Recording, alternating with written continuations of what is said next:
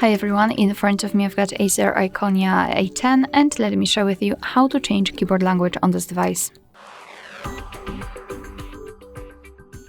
So let's start with opening the app which will provide you with the keyboard. So for example, messages, notes, browser, whatever, just have the keyboard on the screen.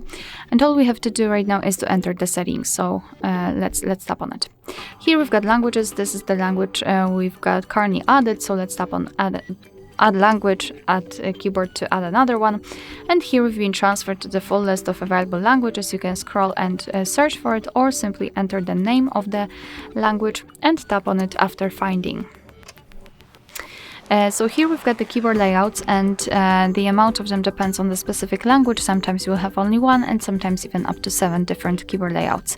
So just mark the option you'd like to use and tap on done, and the language has been immediately applied to the list. And before I'll show you how to remove the previous one, I'd like to show you how to use the keyboard with 2 or more languages added. As you can see, we've got a hint. So the most important thing is this language key with the globe icon. Thanks to it we can change the keyboard layout. So here we've got Urdu one and now English. If you've got more than one language added, your device will display the specific name of the language on the spacebar, so you can always check it. If you want to remove the language, simply enter the settings again, or try.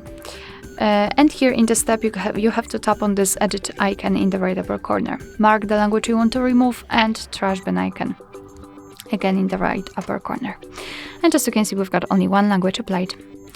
Alright, so that will be all. Thank you so much for watching. I hope that this video was helpful, and if it was, please hit the subscribe button and leave the thumbs up.